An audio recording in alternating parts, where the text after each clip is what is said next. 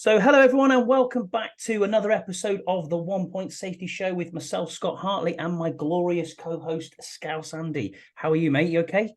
Yeah, not too bad, mate. Not too bad. Yourself? Yeah, great. Yeah, GCSE result day for my son, so we'll talk about that a little bit later. Maybe give him a shout out on the pod, which is good. We're also delighted to be joined by stateside by Freddie Ham from the HTTC podcast, formerly with the Bunker, and then if you know and you've been an OG, he was with the HT We Are back in the day. I was one of the OGs back in the day. So yeah, man, it's all good. Done some fantastic work with the Bunker, and looking forward to hearing about his new project. So thank you for joining us, Freddie. We appreciate you being on with us. Really appreciate you guys having me on. I've been wanting to get on this show for a long time. And, Scotty, and, Scouse, having done that show with you, I love you guys. I love the contingent of the UK supporters, fans. When I found out that there was such a big Washington following over there, I thought it was really, really cool. And it's been awesome, getting to know you guys and us all becoming friends. And it's going to be really excited week one when I actually finally get to meet my friends. I know it's kind of weird to say. Like I was telling Scouse, like a week ago or something like that, I was saying, I'm gonna meet you guys for the first time. It's like I already know you, so it's like a reunion with people that it's like a reunion with people that you haven't met. And thanks you also for the wonderful introduction. I'm always given way more credit than I deserve, but no, not at all. yeah, not at all. Been in the pod game for a little while, done a lot of things, seen a lot of things, and I'm excited to continue on doing what I'm doing with that. But also really quickly want to say, and I'm sure everyone who listens to this show knows about the Bunker, subscribes to the Bunker, but if you don't, go and subscribe to the Bunker. It's an awesome show. Andy Burrows, who's one of my best friends, runs it, and it's definitely, if it's not in your top 5 podcasts, it should be.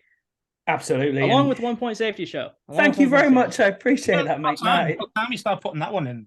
I love it, Scouse. What's up, Scouse? Yeah. I miss you. Oh man, what's going on, man? What's going, bro? What's going on? I say I miss him. I still talk to him like every day. I know, but it's every day, yeah. 2 weeks, dude. 2 weeks, and we'll all be together. It'll be brilliant. I cannot wait. Actually, we're flying 2 weeks today. So, well, not flying. I think it's 2 weeks tomorrow, early hours of the morning our time. But I'll be setting off Thursday evening to go and get Scouse, so it'll be very interesting. But yeah, just really, firstly, Freddie, just a few questions for you, really. So, what do you think of pre-season so far? Who stood out for you? Is there anyone off the radar that you can think of that's really stood out for you, and anyone that you think hasn't really showed up yet? Well, I'll tell you what, the preseason has been really cool. It's probably the most exciting preseason that I can ever remember, and we witnessed, for what it's worth, it was the greatest preseason game in history. I mean, bar none, it's got to be. And I think it's really funny, all the Ravens fans that are salty about it, but whatever, fuck them. I really wish someone would take out Mark Andrews' fucking knees, because he's such a piece of shit. But no, it's been cool, and it's interesting. Every preseason, though, it happens. There's always one or two kids that you see, and they seem to come out of nowhere. And then there's a couple that at the beginning say, "Oh, keep your eye on this one because they're going to be something," and they kind of go, So a lot of players have improved their stock. Obviously, other players have dropped. I think that Kazmir Allen's going to be our return guy. I really think that's going to happen. I don't know what's up with because Dax Milne is like the new Troy Apke, right? He's like the white cockroach. He will not die, But I think he may be practice squad, Mitchell Tinsley he's had a couple opportunities and he hasn't run with them, but Kaz Allen, I really like him. I was really kind of let down by Armani Rogers. I feel like he doesn't play like he wants it, man. Really. I mean, you got to put in more effort than that. Cole Turner has been a pleasant surprise, but I don't even know if he's necessarily surprised me. And I would actually feel very comfortable going into the season with him being tight end one. I know it's crazy to say, with Logan Thomas. I think it's the we have this thing where it's whatever it's recency bias, right? Because all of a sudden Cole Turner plays really well in the preseason and people go, "Oh, we don't need Logan Thomas." I'm not, getting to that point yet, but I really like Cole Turner and he seems to have a good rapport with Sam Howell, which is important. We've proven correct that we just have a wealth of riches at wide receiver. And I do have a hot take for you. The hot take is, if Terry can't go week 1, we still got a number 1 receiver with Jahan. Agreed. Like, I'm sorry, I know he's only been in the league for 1 year, but straight up, dude, we got 2 number 1 receivers. We got 2 receivers that are capable of being number 1s. Now, obviously, I'm not putting him in Terry McLaurin category, but dude is just gifted. He's probably a better athlete than Terry is. But if he can get to a point where he can put his natural ability to Terry's hard work, because you got to remember, Terry, the reason why he's so great, and don't get me wrong, he's a gifted athlete too. Everyone who plays in the NFL is, but a majority of that is the work that he was willing to put in. You go back to when he was at Ohio State, what Coach Urban Meyer told him that he needed to do and how many balls he needed to catch and all that. That's why he's got hands of glue. He doesn't have natural hands. He has hands that he has worked at and worked at and worked at. He's just outworked everybody. But if Jahan Dotson can take that and take that from Terry, I mean, he is just going to be, it's going to be in another stratosphere. And it's wonderful that, we got Terry locked up long-term. We got Jahan on a rookie contract. Curtis Samuel, if he could just stay healthy, that's the big issue. But so yeah, I'm really excited about that. De'Ami Brown seems to be coming on, so we have that there. Defense, defense goes without saying.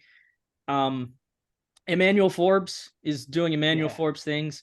The tackling, man, of course, he's not going to blow anybody up, but I don't care if my corner's making ankle tackles. That's fine. That's fine with me. Most corners don't want to tackle at all. This dude's got no business wanting to seek, that, but he gets down there and he does it. He looks like a twig. I'm afraid he's going to break in half, but dude does it. So yeah, I feel like everyone's sort of it's gone as it needs to. I've actually been really impressed with Nick Gates at center. Just the fact that he's a dog. He's gritty, and you like that out of your center, right? Absolutely.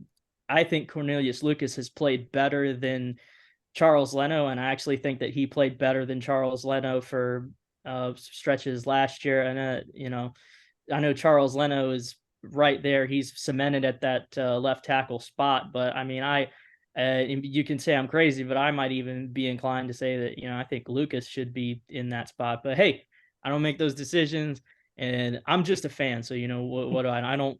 I'm not one of these dudes that sits down and watches all this film and talks about the past sets and all that kind of shit. So that's just my point of view. Scouse, you got a question for Freddie? No, not really. Put you on the spot there, mate. Just put me on the spot there. Yeah, Sorry, cheers, Bo. Yeah, cheers. You guys made a mistake just letting me go. I sold him down the river. Don't worry. Told me there, man. No. So who? Okay, we'll go with it then. Who's not stood out well for you? Can you think of one person that you on the squad that you're a bit like unsure of that you probably want to see coming up in this Bengals game? I'll tell you what, KJ Henry. Just because I feel like, you haven't heard his name. It's like he's not even there. And this is a narrative. This is a conversation we're having because we're talking about KJ Henry, and you know which name I'm going to say next. Yeah, Andre Jones. Correct. Who's played great. Where you would go. The seventh round. He was 7th round pick, right? Mm-hmm. The 7th round pick. He was the last way ahead of pick. Way ahead of the 5th round pick, and it's putting in a difficult situation because how many people you're going to keep? What are you going to do there? Actually, I think that Casey Toohill is going to get cut because of the depth we have and what we want to develop younger. I can't see that. I'm telling you, man, I would not be surprised if Casey Toohill gets cut. Interesting enough, when you leave the pod later, we're doing our 53. We're doing our 53. We're doing our cut downs, and it took us a little bit of time. We've been writing them down as you've been talking, so we have them here. And the person I want to see in this third preseason game is I want to see Braden Daniels. I want to see what he's actually going to bring to the table because there's again, like KJ Henry, he's gone very under the radar at preseason, and we haven't heard a lot from him at all. So I think for my one, I'll be picking Quan Martin as well. So good shout. He hasn't been very good. Let's face it. He hasn't. I know he got that pick, but the thing is that was luck. To be fair, he got burned on that play badly, and he just the guy just kind of dropped it and fell into his hands. You know what I mean? So I was like, right. So he's burnt for that first touchdown as well, Scout. So yeah, he got burnt a lot, man, and he got burnt in the first preseason. Oh no, against preseason, I get it, but you want to see just a little bit more from your 2nd round pick. You know what I mean? So that's why I need to see him step up in the third game, man. So, just a real quick one then, Freddie. If you want to plug your new podcast that's coming out on Monday and let us know, let and talk about that for a few minutes, please go ahead. Fill our listeners' heads. Thank you so much. I appreciate you letting me put the shameless plug right in the middle of your podcast. Don't But worry. yeah, no, as you said before, yeah, I've been Pay me doing later, this a mate. You while. can pay me later. That's fine, man. It was a lot of fun doing the bunker and getting the opportunity to do that. And then before I did that, obviously did HTWR with my best friend Maddie, and it was very, very special to me. And the spirit of this new show is, you know, trying to bring back a little bit of that. It's going to be geared that way. It's hopefully going to have that kind of feel, which is familiar to people who enjoyed that podcast. It's just two friends talking Commanders. We're sitting there at the bar having a drink, talking Commanders, and you're sitting right there with us doing the same thing, right? Kick back a couple of pints, and it's just like what you're talking about at the water cooler around work. We're not going to be heavily geared towards stats. We're not going to be breaking down film and getting into a lot of that stuff. It's a Commanders conversation, and hopefully everybody enjoys it. I'm really, really excited to be bringing this. You can already go, you can subscribe, you can like, you can hit the bell for a notification. The first episode is going to drop on Monday. If you go and subscribe to the podcast right now, all of the back HTWR, every single episode there is up there already if you ever want to go back and listen to them. But yeah, first episode drops on Monday, and I'm going to be doing it with my awesome co-host Parker Hamlet. You will hear other familiar voices on the podcast. You know, throughout the year, you'll hear a very familiar voice right from the jump. Wink, wink. You guys know who I'm talking about. And Who? yeah, so it's going to be a lot of fun. You can know. find us on Twitter. It's at HTTC Pod.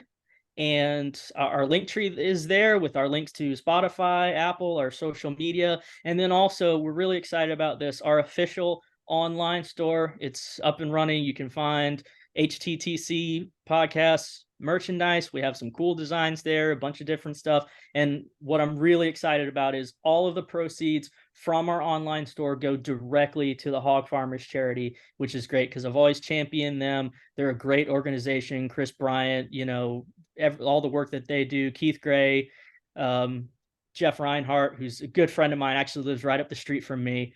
So really, really happy about that. So yeah, go check it out. Get yourself a shirt, subscribe to the podcast. First episode comes out on Monday. I'm really, really excited about it. And if you were a fan of HTWR, I guarantee you're definitely going to love HTTC, which is where we hail together and talk Commanders every single week. Thank you for that intro, Freddie, to your podcast. We're looking forward to it. We'll be subscribing and downloading, and we would like our followers to do the same. Thank you so much for your time. I know you've got to shoot out and get away. You've got other issues. And other yeah, I'm things actually on vacation right now, so I got to take nice. I got to take my wife and my son to go get ice cream. So fair enough. That's more important. That's more important. Thank you guys so much for having me on. Us, mate. Priorities over us. Exactly. Family first, Freddie. You know that, and we will see you in 2 weeks. Do they call it ice cream in England? Is it? Yeah, of course we do. Of course we do. Anything different? Okay. Yeah, no, not anything different. No, we don't. We don't call it that over here, mate. No, Scouse. No, stop right. Well, hey, no. Again, thanks. I've always wanted to come on. I got to get on another time where we can talk at length for a whole episode. No problem at all. No problem at all. Regardless, it's been fucking brilliant, Governor. And we will see you in 2 weeks, mate. Sounds good, guys. All right. Look forward to it. Cheers, Freddie. So that was Freddie Ham from the HTTC podcast, formerly of The Bunker. Your co-host there with our good buddy, Washington Commanders UK, Andy Burrows. And before that, obviously, if you're an OG, you can go back and listen to the HTWR podcast. But yeah, good guy. Nice to have him on the show. And yeah. So then there's not been a lot of news, Scouts, this week, really, apart from, a losing streak or a winning streak even that was ended. I'm out smoking these dudes. Yeah. And, Sam Cosme dropping the gritty. Yeah, just great. Obviously, we've got to talk about the Ravens man, game. They were fuming, man. I loved it. Yeah, to be fair, I absolutely loved it too. I cannot lie. Yeah, so what? But just to give the two fingers to them, especially after the fights, and especially after Exactly that. obviously Andrews being a genuine scrote and doing what he did. So I love that. I just love to see that streak. Yes. So a 29-28 win against the Ravens. Sam Howell obviously started the whole of the first half. He did the entire first half. I think, luckily, in a way, I'd like to thank Wild Goose for getting burnt on one of the play and actually conceding that touchdown, because we were then in a 2-minute drill. And I think if that hadn't happened, we would probably have not seen Sam Howell in a 2-minute drill. And I think that the coaching staff went, well, you've got 2 minutes, Sam. Let's see what you like in a 2-minute drill. On the flip side, though, Terry got hit on that drive, so he did. I know, I understand that, but so does what's it called? Pleasure pain theory, right? It is exactly that, karma. But Sam Howell's 19 of 25, 188 yards, 2 touchdowns and 2 sacks, which you could argue one of the sacks was, a definite missed block by Cornelius Lucas. And the second sack was probably forced by Sam Howell himself. But overall, he's played fantastic through these 2 games. And I don't want to see him in game 3. I want him absolutely nowhere near. Get in street clothes, mate. See you later. To be in that game. And I just think all the bums who have been not producing, like the bums, yeah, the bottom of the roster turn. We're talking about the bums, the guys in the bubble. Well, change the B-U-B and all that. Turn that just to B-U-M. You know what I mean? Bum. Yeah. Just actually bums. So end of the day, the DBs, man, they got bummed. They got bummed. You mentioned Wild Goose. Bummed. Oh, shocking. He is awful, man. He is great. I suppose we could do our stock up, stock down off this in a second. But yeah, interesting. I mean, Sam Howell's got a lot of plaudits since this has gone on. A lot of the national media now starting to get on the old train, which we knew that would happen. If you go back 2 episodes, you can listen to Scouse rant about it and say he knows this is going to happen. He's been on the Sam Howell train for quite a while. Obviously, he's bought me a ticket. I'm riding. I don't think others are on there. Jesse Martin's... he's kind of at the he's at the train station, but he's not got on the train yet. So come on board. It's choo all the way to the Super Bowl. If you are Canada, Mike, he can be our flag bearer. But yeah, it was an interesting game, really good. Obviously late for us UK fans, very late. I got up at 5:30 and watched a good 2.5 hours. I haven't seen any problems with DAZN this week. I'm quite comfortable with it, actually. And it was quite easy to use to fly through what was probably an hour worth of adverts to eventually get through to the whole of the game. So, yeah, I was quite pleased with what happened. So is there anyone who really stood out for you then, apart from Sam Howell, Scouse, in this game? Yeah, I mean, I had a couple of guys, really. And to be fair, they're both on the offensive line, which is normally for me is kind of like my major bugbear. But I thought Stromberg had a great game. I really did. Yeah. And also, I actually think Wiley played quite well as well this time round. Yeah. So I can't definitely a lot better from the first preseason game for Wiley. Definitely big. Definitely sorted himself out there. So I'm pleased from those 2 angles that we've seen. Isn't it weird though that the offense is looking really, really good and the defense is looking pants? Yeah, strange that. Why can't they all just mesh together? It's very strange, isn't it? It's like madness. It is. And it's always been the other way around. It's very, very strange. I mean, you expect our defense to be class and our offense to stink, but it's the other way around at this moment in preseason. It really is. For me, Cole Turner stood out again. I thought he was very good. I mean, what I was trying to get, so Freddie rudely ignored what I was going to say, was that his blocking become really, really good. I mean, so whatever, Juan Castillo and obviously EB have been teaching him is obviously, all the right stuff. So happy days. Yeah, I agree with that. I've got to mention Andre Jones Jr. as Freddie mentioned before. There, he, as he said, looks like he's outplaying his depth. A 7th round pick, yes. Looked very good as a rotational piece. And honestly, I think he makes the roster. We'll get into that a little bit later on. I didn't have him on the roster early, even after preseason game 1. But from what you've been hearing, taking snaps with the firsts, in training, and then the way he played in that Ravens game, it was against second string and third stringers, but You've got to play who's in front of you. It doesn't matter who you're playing. These other guys at the end of the day are still trying to get a job too. So it's not about, oh, you're playing second stringers or this.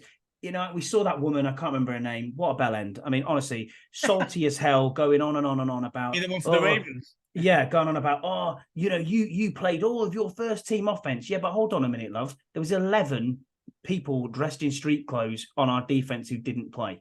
So you're telling me you think you'd do all right with Josh Johnson at the back there under center against Montez Sweat, against Chase Young, against Jonathan Allen, against Deron Payne? No, behave yourself. Exactly. Cam Curl at the back Josh there. Johnson, we know how bad Josh Johnson is. I mean, and he actually looked good.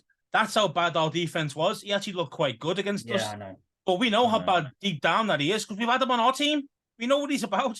He's I'm going to do something a bit unheard of here, and I'm actually going to shout out and say I think Joey Sly had a really good game.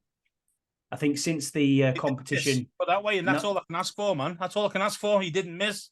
Didn't miss a thing. 3 field goals, 2 extra points. I mean, I'm really impressed with Tress Way, man. I mean, that pickup from the shit snap from Cheeseman.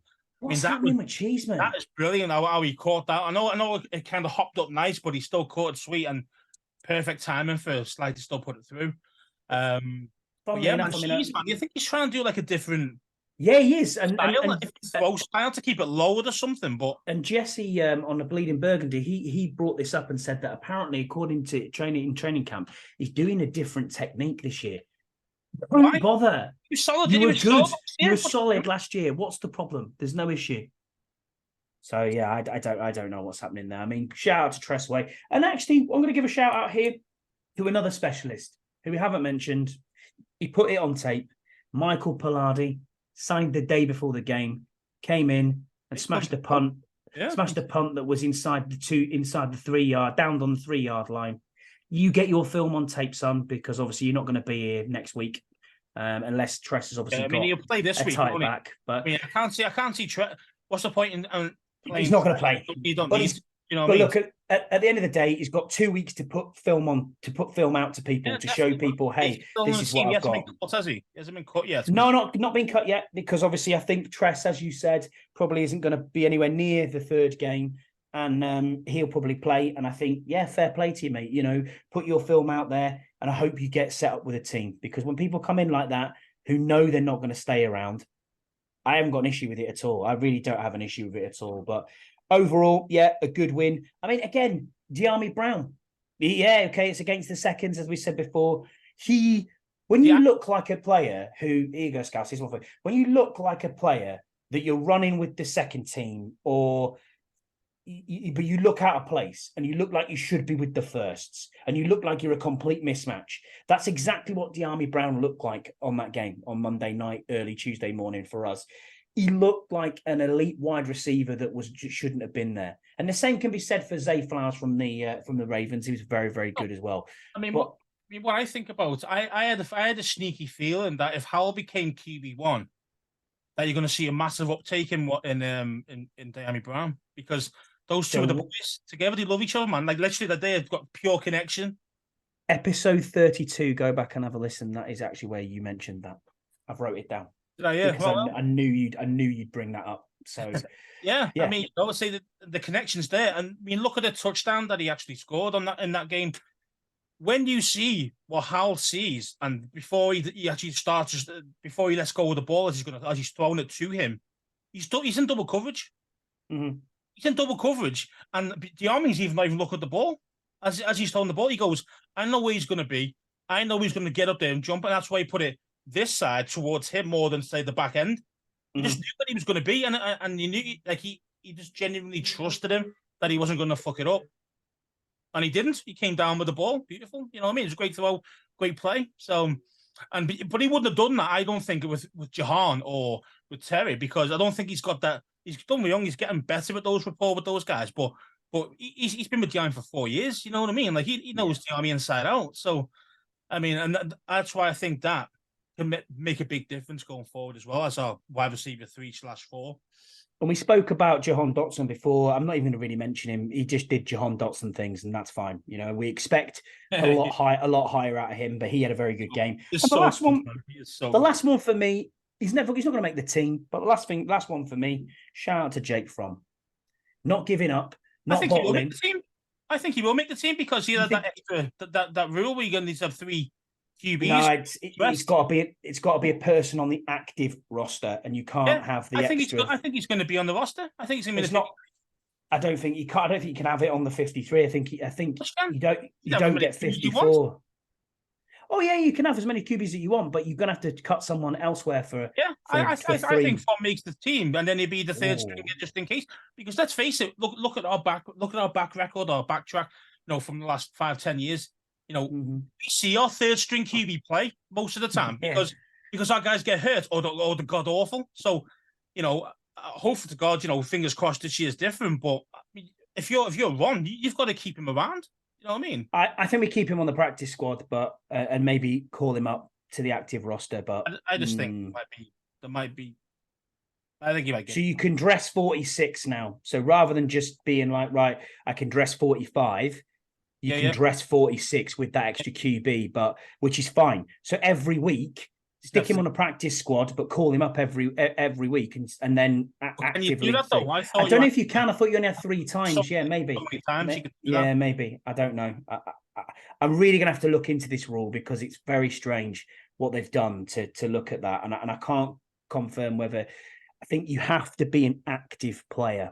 I think you're right. I think you have to be on the 53 man to be able to be suited up. But that is an extra player. So why not take advantage of having the extra player on the suiting up and being available just in case? Do you know what I mean? So, for me, it's playing percentages. At the end of the day, as a head coach, as a manager, whatever, you've got to think about that, haven't you? It's going to be in the back of his mind at the very least, anyway. You know what I mean? So why don't we segue into this then? Why don't we segue into this and we look at our 53-man roster then, and we look at who we've got in and who we haven't got in, and where we're going to cut and where we're not going to cut. Scouse, I can see you scribbling furiously, so I hope that you can Still trying to write up my note. Still trying to write it up. Let's sack that off. Then we'll ask questions. Then let's do questions first. So the first question that we've got in then is from Jesse.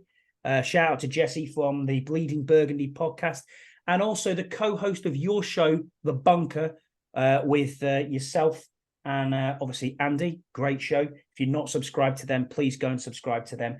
Both shows, please, because John is a very funny character from the Bleeding Burgundy. And obviously you get the occasional Keith, and then you get some weird English dude with a bit of a shit beard and glasses who's on this one. Yeah, there you go.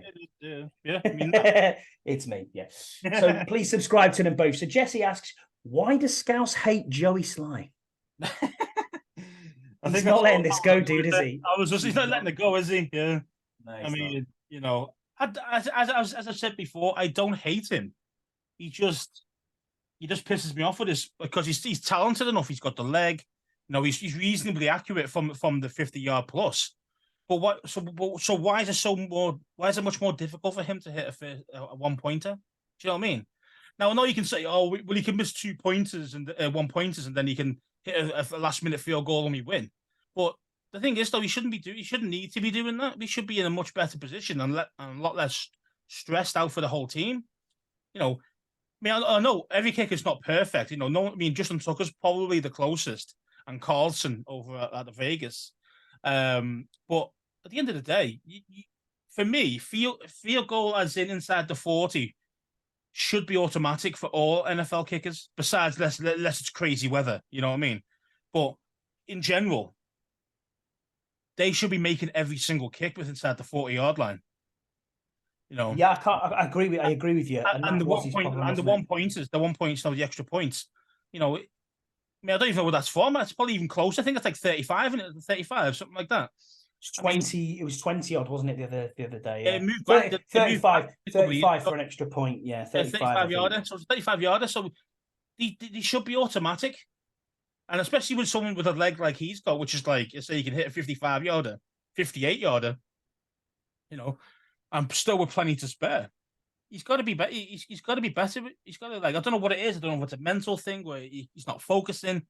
It's too easy to chip shot and then he puts it wide. I don't know what it is. It might be part of the snap.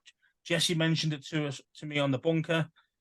is it a case of, it's three parts to it and, is one of it slightly off? But Tress is superb holding as a holder. So, maybe it's cheese. I don't know. But again, from what I see is every kicker who's in the NFL who's getting paid millions of dollars to play should be making every single extra point every time. Besides, obviously, a thunderstorm or something ridiculous, something with extreme weathers.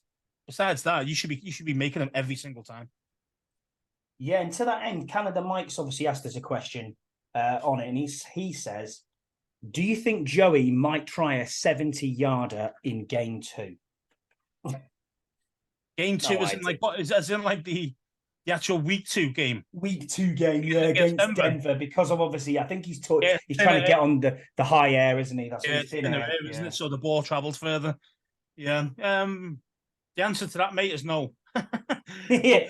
But I could definitely see something, 58, 60 maybe, if needed. But I definitely wouldn't see a 70. I honestly don't want to see him kicking that far. If I'm being honest with you, I just think let's just stick to having the ball go down the field and you kick extra points. And if we have to get to field goals, let's try and keep them 40 thereabouts, 40 to 50 yards. No more from that. I mean, so McManus is solid from 55 every time because, as you mentioned, the air. So I can definitely see a 55, to 60. Maybe if we're getting pushed a little bit, then I can see that. But nothing further than that, I don't think, mate. Yeah, I agree with you completely. So we've got a few more questions, not many this week. Christian from HTTC Blogs. Please go and Google HTTC UK and you'll come up with Christian's work. Really good content on there, especially from Christian. I know Simon Thurston as well, big UK Commanders fan. He contributes a lot to that. And obviously, as does Tony Wheat, the Oracle, as we call him. They're constant contributors to Christian's writing blogs, which are very, very good. He's asked, if the Commanders carry 4 running backs, who misses out? Maybe we'll come back to that one in a minute. I don't know. What do you think? That'll lead into our... Yeah, maybe we'll go back to that one. So Rod Morrison's also asked, will Jared Patterson make the 53? So again, we'll leave that one to what we look at and what we think in a second, onto our next segment. And the final question is from the Podfather. Thank you, Carl Ronick. If you've not subscribed to the Burgundy Zone, where have you been? Why are you hiding under a rock? Please go and have a look at the Burgundy Zone on YouTube. 3 amazing hosts on there. You have Kyle, you have Hall, who are continually there. Sometimes you get Reed, who's actually quite funny. But yeah, no, they're all really good guys. Kyle's asked us, who amongst the OTs impressed you the most on Monday night? So an offensive line question. I'll give you that one there. It doesn't have to be OTs. Why don't we mix this up a bit and say offensive line as a whole? Well, I think I kind of touched on it a little bit earlier. You did a little bit, didn't you? Yeah. I was impressed with, let's say, Wiley, and I was impressed with Stromberg for sure. I mean, Stromberg easily held his own. I was well impressed. So for me, I mean, I think he's center number 2 at this moment. I think he's gone up the roster. In my opinion, I'd have him ahead of Larson, even though Larson was quite decent for us last season. But I still think that you've got to give the youth a chance now. Again, if Nick Gates is solid and doesn't get injured, then obviously you probably won't see Stromberg at all. But it's a nice problem to have. Do you know what I mean? When you got that depth there. Yeah, I agree with you. I mean, for me, I was quite impressed with that Scott, actually, at left tackle. Was it Travis Scott? I don't know if he played left tackle or... Yeah, he did. He came in for a few snaps. Or Trent Scott. Sorry, my apologies. Travis Scott. He's a rapper, isn't he? Jesus. Blink 182, isn't he? Oh, yeah, something like that. I don't know. I have no idea, mate. I'm just plucking names out the air. But yeah, Trent Scott, he came from the Steelers, I believe, signed halfway through the postseason. He played pretty decent. And again, Cornelius Lucas, he played really, really well. Didn't really take that much of a... didn't look out of place at all when called upon. And yeah, I'm quite happy with him still being the swing tackle. I think the issue you get with Cornelius Lucas is he's good for 3 or 4 or 5 games. Thereafter, gets worn down and then gets beat up, as every offensive lineman does. I just don't think he can do it consistently for a 17-game season. I think you're going to struggle there. So as a depth piece and as a swing tackle, no worries at all. I think you're in safe hands there for Lucas and Trent Scott. So I suppose then that leads us on then to our 53-man breakdown, Scouse. Do you want to go first, or do you want me to go player by player, position group by position group? Yeah, I think we go position group. I think that'd be quite useful. Let's do that then, mate. Let's do that. Start off with the offensive line, defensive line. It starts off on the actual roster with QB. So let's look at the QBs initially. So obviously, first up, we've got Jacoby Brissett. Jacoby Brissett's making this team. A QB2, no issues with that. Sam Howell, next one, definitely making the team. That's QB1. And Jake Fromm doesn't make the team for me. He goes onto the practice squad. For you, you're saying, yes, he makes the team. I do. I think he will, yeah. So that's the only disagreement so far we've got there. So I've got 2 QBs going with, Scouse is going with 3. Then the next up, we're into running backs, which is obviously where this starts getting a bit, there's lots and lots of running backs that we have on this roster. So the first one is actually technically like a H-back or a fullback, and that's Alex Armour. I mean, we've seen some more tight end sets really out of Alex Armour through the preseason. What do you think on him? Cut practice squad? I've actually got him on the roster. I've actually got him making the roster last minute. I think EB loves the guy. And he always loves a fullback, even at Kansas City as well. So I can definitely see he's definitely a borderline guy. Okay. But I'm thinking he's going to make the roster. Okay, so I've got him on the practice squad. Next one up is Antonio Gibson, obviously definite. Next one, funny one for me, Derek Gore, ex-Kansas City Chiefs running back, came in quite last minute. I think I've got him as practice squad as well, so I don't think he does make it. Next one, Jared Patterson. I think he's practice squad as well. Yeah, I think he's practice squad too. I agree with you completely. Next one after that, Brian. Who were we answering question from then? Was that kind of It was from Rod. It was from Rod saying, he was asking about it. So I think practice squad for me. Yeah, in the practice squad, unfortunately. But I reckon he might even be taken this year as well. We put him in practice squad and some team might come in and swipe him. Do you know what? This practice squad, with where we're going to waivers, there's going to be some serious people getting cut out here, and it's going to be a bit of a nightmare, isn't it? I think. Next one, Brian Robinson Jr. Obvious, definitely on the roster. Chris Rodriguez Jr. Yep, I think he makes it. Definitely for me as well. Jonathan Williams. Now, again, he's a tough one, but I still think he's going to make it. See, I've got him on practice squad for me. So, okay, so looking at that, you have got 1, 2, 3, 4, 5 running backs. Yeah, but obviously, with Alex Armour, I think he'll see the lines of the blocking and then also the tight ends before. Yeah. So I think he'll be. He's down as an RB, but he's not really an RB. But we'll see. So for me, the most controversial position that we've got here is wide receiver. Very, very tough. So the first one on the block is Kazmir Allen. I've got him making the roster. Yeah, I think he makes it.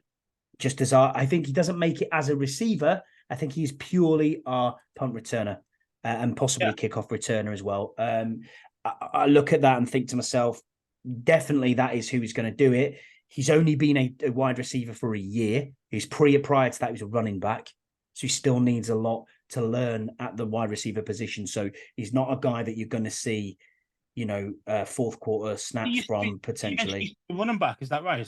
He was a running back for 2 years in college. Yeah, that's probably the reason why he's got good vision. When he's picking the kick returns, and he's got good vision, he can see where the holes are. Whereas someone like Dax Milne, doesn't see that because he's not a running back or never used to be a running back. Do you see what I mean? So yeah. It's probably... Next one is Zion Bowens. No, not for me. He's a cut. He's too far down the too far down the depth chart for me, unfortunately. Next one, Diami Brown. Obvious. Yeah, he's obvious. He's in. Jahan Dotson, not even mentioning it. Yep. Maybe a controversial one here, Marcus Kemp. I think he's a practice squad dude. So do I. I think he's a practice squad dude too.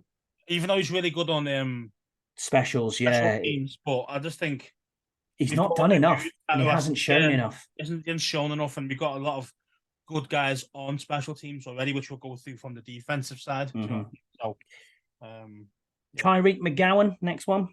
No, he's caught. Okay. Terry McLaurin, obviously. Dax Milne. Caught. Cut completely. He's caught, yeah. I don't think he's making practice. Ooh, I've got his practice squad, so that'll be interesting. That'll be interesting. Byron Pringle. I think he makes the team. So do I. Curtis Samuel, obviously. Yeah, pretty obvious. Mitchell Tinsley. I've got him on practice squad. So have I. And then the last wide receiver on the depth chart is Bryson Tremaine. Oh, again, he had a decent game, actually. To be fair, when he was performing, he did, but unfortunately, I think he's going to be cut. Too far down that depth chart, isn't he? I mean, at the moment, for me, it's between Kaz Allen, Kemp, Milne, and Tinsley. That's the four people who are trying their best to get that final place. So you got 6 wide receivers. I got 6 wide receivers as well. So that's very interesting. And then we're into tight ends. Again, John Bates. Tight ends, yeah. Everyone loves a good tight end. John Bates. Makes the team. Obviously, yeah, for me as well. Brandon Dillon. No idea who this guy is. Cut for me. No idea. Never heard of him. Of course, never heard of him. Curtis Hodges. Practice squad. Yeah, I'm exactly the same with you. Practice squad. He is a disappointment for me. He's had 2 opportunities now to show out what he does, and you cannot drop balls in the open field when there is no one around you. Yeah, for I 40 did understand. yards. I didn't understand. Like he obviously think how was it Howell threw the ball? I can't remember. Yeah, it was Howell. And then basically he's there and he stops running and tries to jump.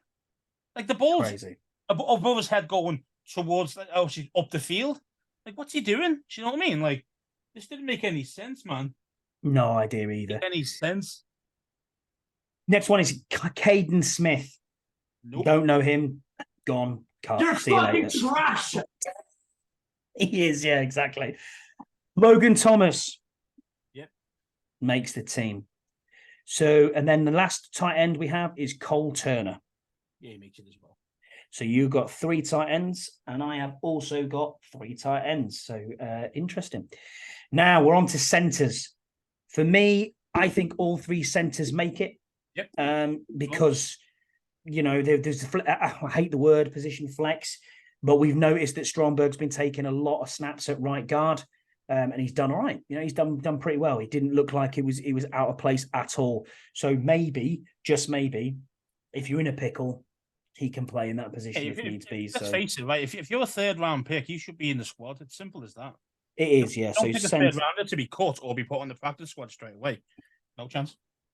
So centers, we've got 3. Yeah, they're definitely in all 3. And here's where it gets interesting. Now, what I will say is, according to ESPN, and I am using the ESPN, not the Commanders roster, because the ESPN roster is easy to follow. On here, Wiley is down as a guard. So please, if I mention Wiley, obviously we're all probably going to say, yeah, he makes the team. In the team anyway, so it doesn't really matter. It doesn't matter, does it? So I know what you're saying. So first one, Braden Daniels. I've got him on the practice squad. Wow. Okay. 4th round pick on a practice squad. And but he hasn't shown anything different yet to say, well, this guy's got real potential, you know. So, and he can do a job now as well as having potential. I've just not seen it yet. So, so I have him making the team. Next one, Nolan Loffenberg. I've got him on practice squad as well. Yeah, I got him on practice squad too. Chris Paul. He's in the team. Yeah. Andrew Wiley. Yeah, in the team, obviously. Next one, we're on to offensive tackles now. So Alex Akimbulu. Practice squad for me. He's always been hanging around. He's not been too bad.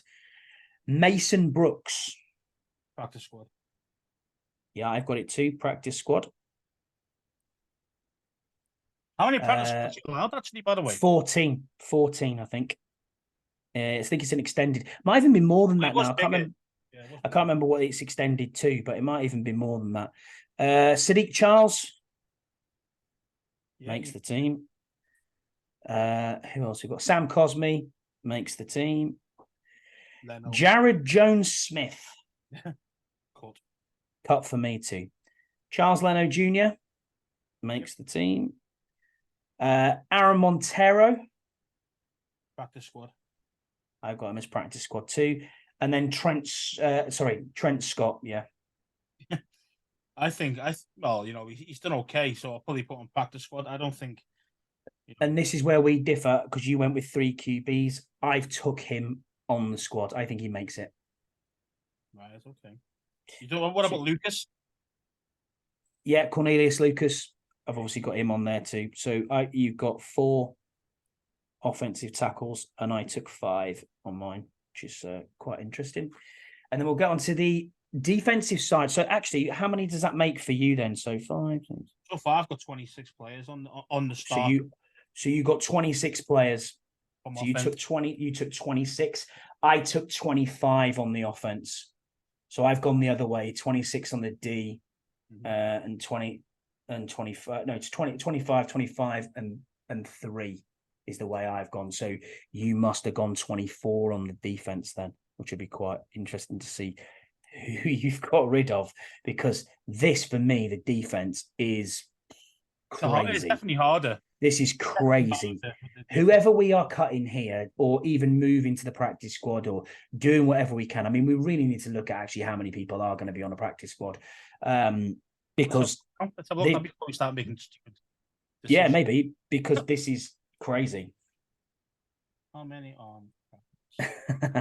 Good old Google. It is your friend, people. So we'll use it while we use it. Mate, if you don't know it, let's have a look at it. Let's find out. Exactly right. So we'll start then, I think, as well, Scouts, while we're here. William Bradley King. Bradley King.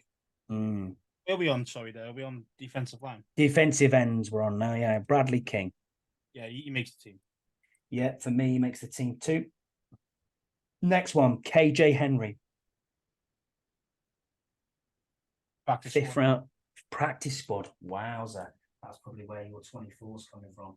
I have him making the team. So yeah. Andre Jones Jr. I think he's going to make it, So do I. Yeah, so do I. I think he's shown out enough in these 2 games. And if he has a great 3rd game, which we do expect him to play, I think he makes the team. So, yeah, out of Louisiana, 7th round pick. Well done to Andre Jones Jr. making the team on both of our setups. Next one, F.A. Obada. Yeah, he makes it. Yeah, F.A. makes it for me too. You better make it. Paying the guy $3 million. Exactly. Him away, so that's what I'm saying. Yeah, you're not gonna cut him, are you? Exactly that. Got some guys cheaper and the same level. Correct. That's what I mean. So next defensive end, Joshua Pryor. Yeah, of course. Absolute cut for me too. You're right. 16, mate. It's 16. Is it 16? I thought it was 14. So 16. Okay. Used to be 10 in 2014, then it moved to 12 in 2020, and then 16 now. 16 now. So we've got a few here. We've got a few. So yeah, James Smith Williams, next one. He's in the team. Dead easy. Yeah, he's in the team too. Montez Sweat, obviously, in the team.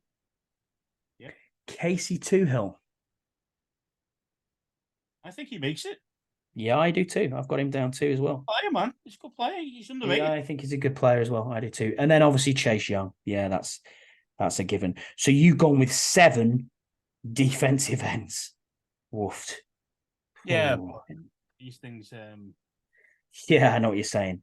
Now it hurts a lot. This is where we get a bit of a problem. Jonathan Allen, defensive tackle, obviously making the team. We've got I mean, these are no brainers. Next one we've got to talk about, I suppose, is Abdullah Anderson. Practice squad. What have I even got him as? I got him cut, but yeah, I know he's been around for a few years. Cut for me. Next one, unfortunately, David Barder. Well, he's injured, isn't he? So he's on IR at the moment, but it is a cut, so he'll go down as a cut. We've moved to IR. Yeah. So that's an easy one for me. It's unfortunate because I was hoping for a good season from him. To be But fair, I still think he would have been cut even if he didn't get in. do you know what? I think so too. Yeah, I think it could have been an easy cut there. Curtis Brooks is another one. Never heard of the guy. Don't know who he is. Out you go. Isaiah Matt. Cut. Fedarian Mathis. Team. Jerome Payne, obviously. Yeah, we're not even going to mention that. You can't pay someone that amount of money and cut them. Benning Potato or Potato, basically. Yeah. What do you think of Potato? Practice squad, same for me. That's what I got down. Ridgeway. Team. So 4 DTs. You gotta have 4. I mean, Yeah. I think you've got to have 4 as well. You've got this guy coming, and then you've only got 1 backup. Do you know what I mean? So the other good thing there, I suppose, is FAO Barda on the unofficial depth chart has been classed as a DT rather than a D end. So you've got a little bit of flexibility there as well. And I know he can play both. Yeah, he's played both. He's played both for the Bills. He's played both for us last year, and he played both in Carolina as well. Really? You played both for us last year? Yeah, he played DT for us a couple of times. He played pass rush, yeah. That's all he played for us. No, he played as Deron Payne's backup as well at one stage. Oh. So yeah, I know. I didn't see that. I know he can play there. So that's 10 defensive linemen you've taken as a whole. No, in fact, 8, 9, 10, 11. I'm lying. Can't even do my own maths. So yeah, 11 on there. Linebacker. This is probably controversial as well, but you know, Cody Barton, yeah, makes the team for me. Yep. Jamin Davis. Yep. He'll make HMP Wilmouth Scrubs team anyway, but yeah. Milo Ifer. Practice squad. I agree with that. Dijon Harris. Cut. Kaliki Hudson. Makes the team. 3. And David Mayo. Makes the team. Oh, 4 linebackers. Okay. Yeah, I mean, to be fair, you know, Mayo's one of them guys, isn't he? Like he's just he's the special teams guy. Solid. He's special teams, and he'll be on the squad. He'll be in the squad. Hopefully, we'll never see him play linebacker. Hopefully, but you know, you probably see him. Yeah, I think so too. So we're at 15 at the moment, and you've got 24. So this is going to be interesting for you, Scouts. 41. Yeah, I've got 41 players so far, so I've still got. Yeah, Troy Apke gone. Yep, he's injured anyway. So again, he's kind of like the David Barda, isn't he? It's the scenario of will he get on the practice squad? Who knows? Injury settlement? Don't know. Couldn't tell you. Yeah, Apke. Yeah, he's gone. Gone. Tariq Castro Fields. Practice squad. DeMarcus Fields. Didn't even know who this guy was. But Emmanuel Forbes. Obviously, you don't cut your first rounder. Kendall Fuller. Yep. Christian Sip Holmes. Yep. Danny Johnson. Yep. Oof. Mm-hmm. Benjamin St. Juice. Yep. DJ Sturgis. Nope. Cut. Nick Whiteside II. Cut. Jace Whitaker. Cut. Rashad Wildgoose. Cut. Okay, so we're going with 5 cornerbacks. Okay. So what does that leave you with now? 7? Yep, I've got 46. 7. Oof, okay. 7 to go. Is it 7 to... Okay, yeah. Is that 7 to go to get you to the 53? Yeah. Wow, okay. 8, 9. Safeties. Terrell Burgess. Wait there, let me get your safety list up. Cut. Percy Butler. In. Makes the team, yeah. Cameron Curl. Makes the team. Derek Forrest. Yep. Makes the team. Farod Gardner. Back the squad. Joshua Kalu. Cut. Jartavius Martin. Yeah. Jeremy Reeves. Yep. And Kendall Smith. Nope. Cut. So that Oh shit! Yeah, I'm that's I'm what I'm one saying. over, aren't I? You're I'm one 1-0, over aren't I? because you got 3 specialists, which everyone Yeah, always yeah, forgets. 54.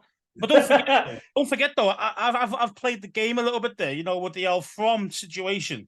Yeah. So if you take the from away, and that's probably where we totally differ. I think the entire I hope this has been odd listening for everybody to go through the entire roster. So I do apologize if you've switched off after about 10 names, like what are these two idiots talking about? But yeah, I think that's where we probably differ.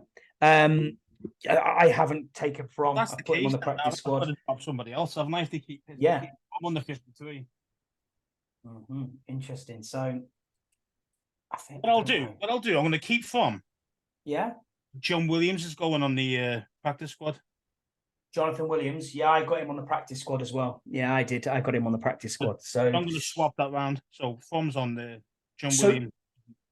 And then the three. yeah, so interesting enough. I went with 1 extra offensive tackle, and you look like you've gone with 1 extra corner,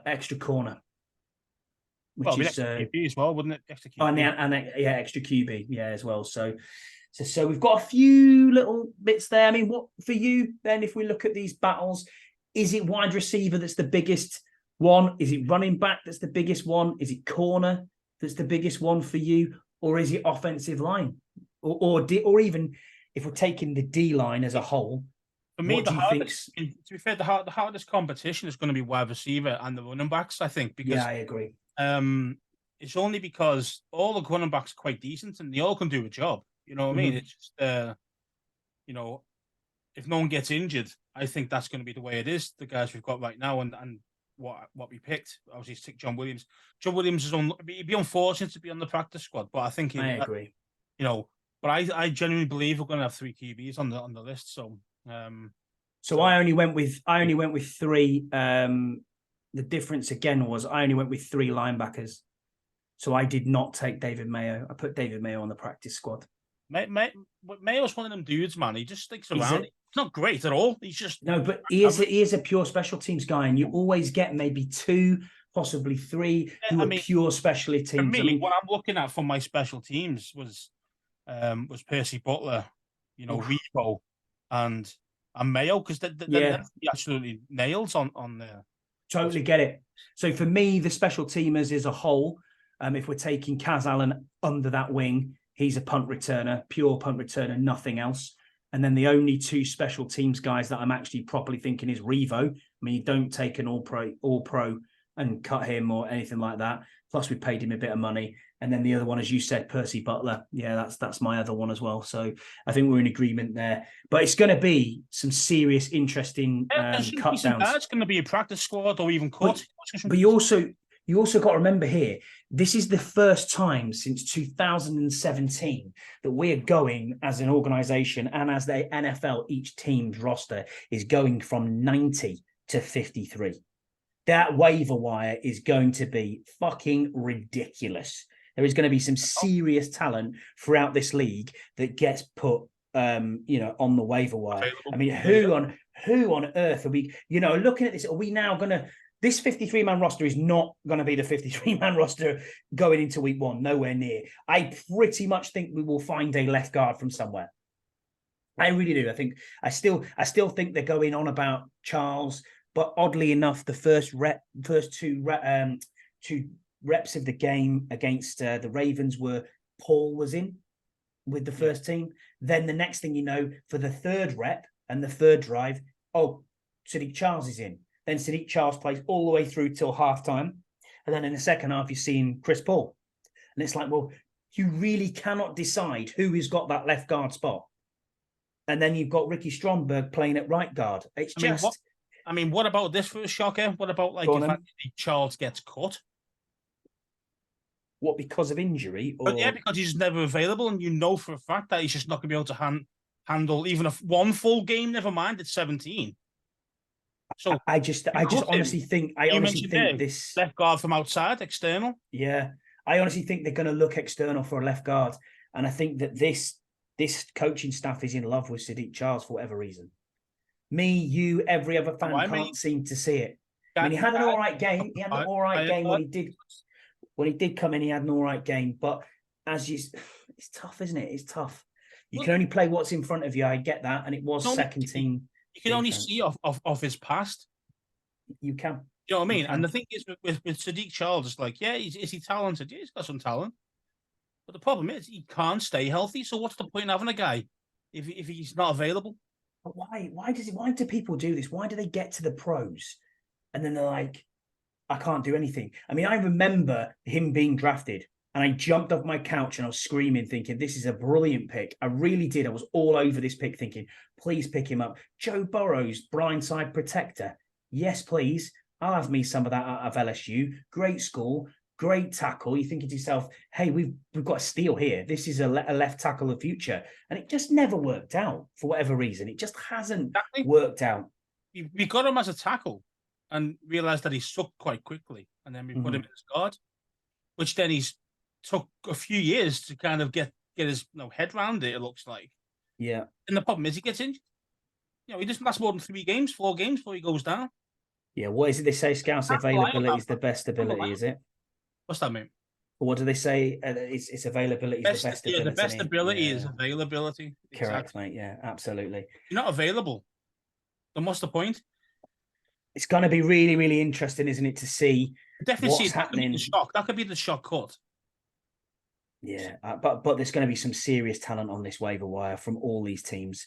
There's lots of talk going on about all sorts of different trade candidates, various different bits going on. I mean, what's his name? Isaiah Simmons, I think it is. He's been traded today to the Giants for a 7th round pick. Yeah. I mean, this is a first rounder. Yeah. A few years ago. What the heck? What is going on? It's just crazy. But again, that's pretty good. His stats look pretty good. It is. No, I don't know what's happened to him. I don't know either why they've got rid of him for so cheap. I think he just wants out of the Cardinals, mate. It's a poverty franchise. It's going to be the worst team in the whole league. Well, yeah. If we get beat by them, I am going to be. It's going to be a long season, man. It's going to be terrible. Yeah, I mean, if anything, with Terry's turf toe as it's being mentioned, if anything, hold him out for this game. You don't necessarily need him. If he needs another week off, give him another week off. Let's make sure he is right for Denver, and he goes from there. Because I honestly think we can survive without Terry for a game, especially on the roster, on the docket. You look at that roster and you go, right, what games have we got? Who have we got to play? That's the only one that should be a gimme. It's the only game that should be a gimme. And I'm glad in 2 weeks' time, we're going to go out and see it, mate. I cannot wait. I cannot wait to spend that time. Last year, we brought the winning culture to FedEx. We did. And we're going to do it again this year. We absolutely are. So we can preview the third preseason game against the Bengals, which is Saturday night our time, or is it into Sunday morning? I can't remember exactly when it is. At 11 p.m. for us, I think. Or is it 11 p.m. our time? Okay, cool. That's great. If anyone actually is listening from America still to this podcast, and you are one of our American listeners, if you would like to go to the game, I have a season ticket with Andy Burrows, and we are giving it up because obviously we cannot fly in for this game. So if you would like the ticket, please reach out to either myself, I am at Scotty H84, or Andy Burrows, who is Washington Fan UK. If you and you can find him online at the Bunker as well. You'll find Andy on Twitter. He's around. If you get hold of him, direct message me, direct message him. We can get you this ticket. So if you do want to go, please let us know, because otherwise it's just not going to be utilized. So I'd rather it went through to someone who's maybe not seen a game or can't afford to go. Give us a shout. It's not a problem. It's free. It's completely free. We're not after money. Just going. We'll give you the ticket. It's not a problem. And actually, it's a pretty decent view. I was quite surprised actually. Yeah, I saw it. Yeah, it did actually. Yeah, it did. Right. I was quite surprised. I know it's in the nosebleeds, but you can still see the whole field. So yeah, it's well worth going. So in this third preseason game, then, what are you looking forward to seeing, Scouse? Is it just the roster battle? Is that what you're looking for? Yeah, exactly. You're not going to see too many, well, probably any first teamers, to be fair. I wouldn't have seen it. I wouldn't want to see any of them. You shouldn't see any of them anyway. But what I would like to see, though, is Quan Martin actually play well. 100%. I need to see a lot more from him. I need to see if he's actually got it, because at the moment he's looking like what Jermaine Davis was when he first started off. Do you think we've got the second round curse again? Overthinking about exactly. Well, he was first rounder, Davis. Oh yeah, he was, but you know what I mean. The second round curse is there, isn't it? We cannot hit for some reason on second rounders. Darius Guice. Oh yeah, Guice. Yeah. For Darian Mathis. Yeah, but he's not going to be a bum. I mean, he'll be decent. He's just got injured, didn't he? He's injured a lot. Yeah, it's just who was Cosme. Cosme was a second rounder. Jury's still out, but he looks good. He looks good at guard, so I'm confident that he'll be all right. But yeah, I agree with you, mate. I think looking at these, it's this wide receiver battle, it's this running back depth, it's Kaz Allen returning, it's what's the D line going to do? I mean, we've got 1 sack through 2 preseason games. 1.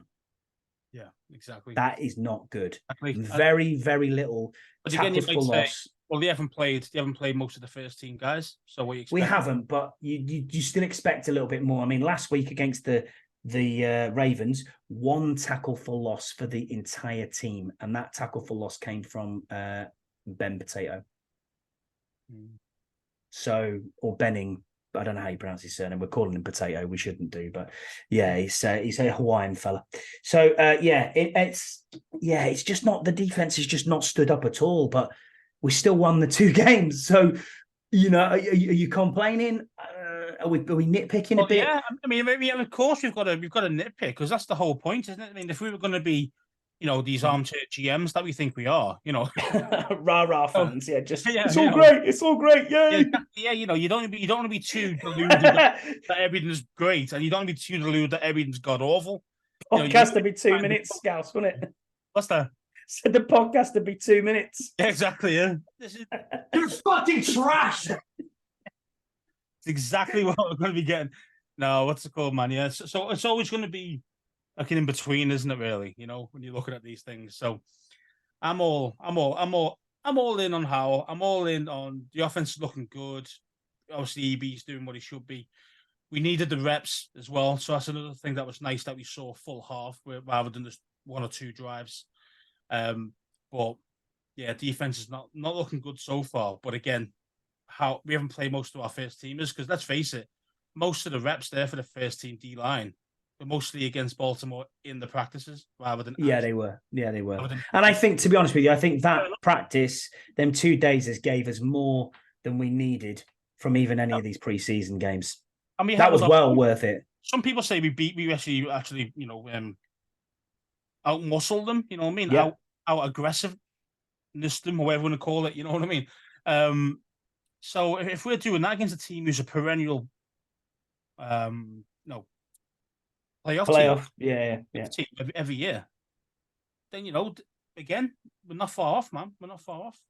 We aren't far off, Scouts. They must have got pissed off, man. They must have got pissed off because they were doing some shady shit, weren't they, during these battles? It wasn't us starting these fights. You know what I mean? No, because Ron said if you don't get a handle on it, you're gone. You know what I mean? And EB was the same. EB was seriously pleading to him, do not start fights. And we didn't start any fights. You know what I mean? It's just... Do you hear what the head coach of...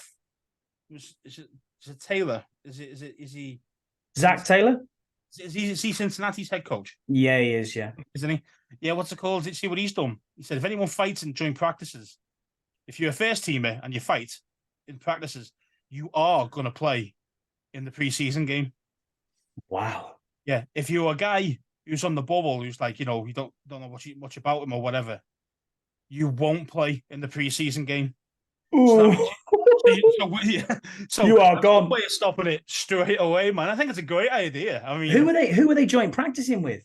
I'm unsure, but I just know they're doing practicing to the team. But wow, but yeah, it'd be too much. But I just read what Taylor said, and I think it's a brilliant idea. I think we all should do that rather than fining guys, because let's face it, these are millionaires. 20 grand, 50 grand fine, it ain't shit. You know what I mean? But yeah, a lot of them are. But I mean, the others who are on the bubble who are trying to make a living. I mean, Christ, if you can't get in that third game and put your tape foot, and you can't put that's your tape why you don't want to be fighting these dudes. You know what I mean? Like, even if you don't make it, that's the other thing. We're sitting here as couch GMs going, I've never heard of him, cut him, get rid of him. I hope all of these guys get a job, no matter where it is. I hope they get a job, and I hope halfway through the season, you're sitting there watching a game and someone comes on, makes an attack, and you go, "Oh, we had him in pre-season." I hope that happens a lot more than we get. I hope they're not going out and all selling cars and unfortunately insurance. for us, mate, is that we've never been in the position of most other teams want our cast-offs. We don't see it that often. I tell you what, though, with this D ends and this D line and D tackles as a whole, you'll see a lot more this year, I think, because we are even the wide receivers and running backs. There's a lot there. No, definitely. And the thing is that, and the way they abuse running backs in the NFL at the moment is insane. So for a fact that this guy can run. Yeah, let's get him in then. If our guy's injured, just bring some other dude in. It's funny, isn't it? I mean, we both put Jared Patterson on the practice squad, and he had a great touchdown the way he stayed in. But I looked at that Gore and thought, you run angry. You run angry. And I thought, I quite like you. Chris Rodriguez ended up with the stats as a whole as, I took the most carries and I got the most yards, but he fumbled. I see that. But then after the fumble, though, he went back in 4 more sets and he was fine. That's what I like. That's what I like is that we actually still give him the ball. Mm. And I think he was put that peanut punch, ever wasn't fumbled once. Is it Kentucky, wasn't he? It was Kentucky. Yeah, Kentucky. Yeah. I think he fumbled once in his whole career there. So it's nothing that's like this is new to him. It's every running back at some time is going to get a peanut punch and the ball's going to come out.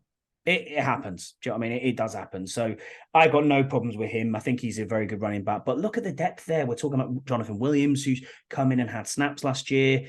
We've got Jared Patterson, who's had snaps over the last 2 years. Like that. We're now down to running back 5, and I'm like, this Gore looks quite good.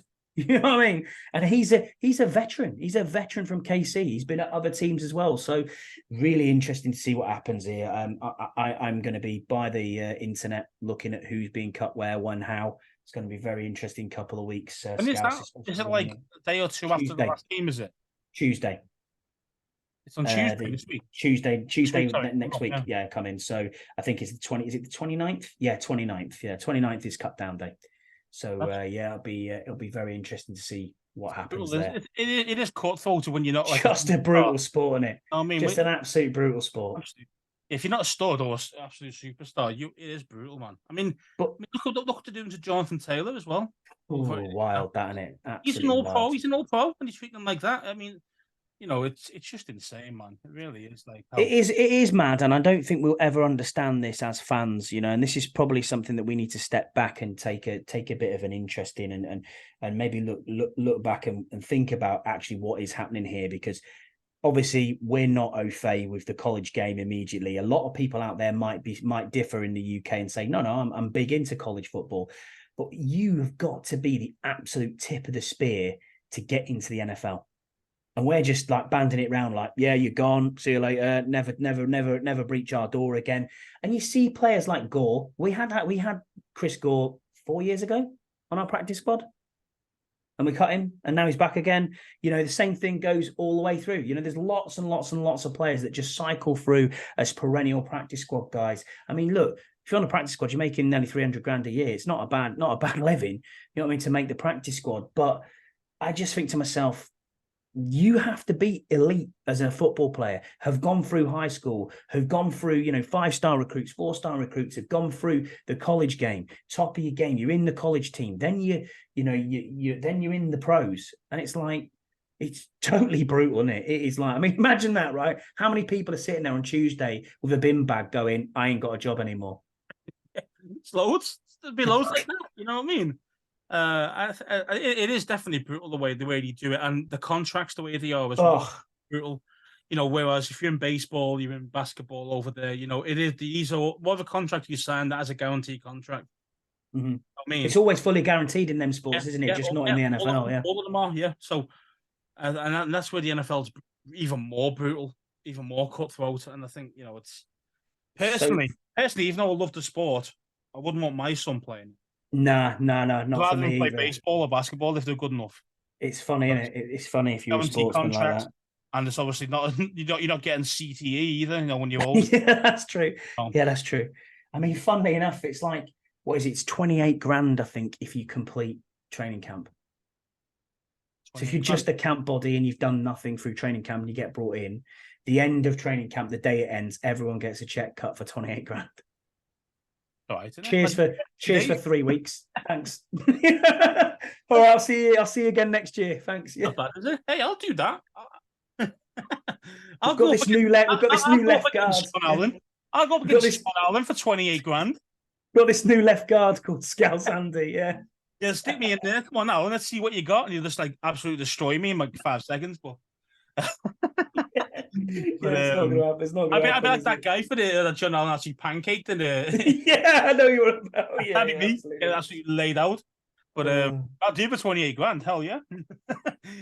All right, guys. Well, that's just going to finish us up really for the week. Special shout out, obviously, to yourself, Scouts, Thor, being on with us. Shout out to my son Joshua as well. He got in old money. He got 2 A's, 6 B pluses, and a B. So yeah, in new terms, that's 2 7s, 6 6s, and a 5 on his GCSE. Yeah, so I don't get this numbers game, man. Yeah, it's basically if you get a 9, that's the top score. That means you've got 98% of the paper correct.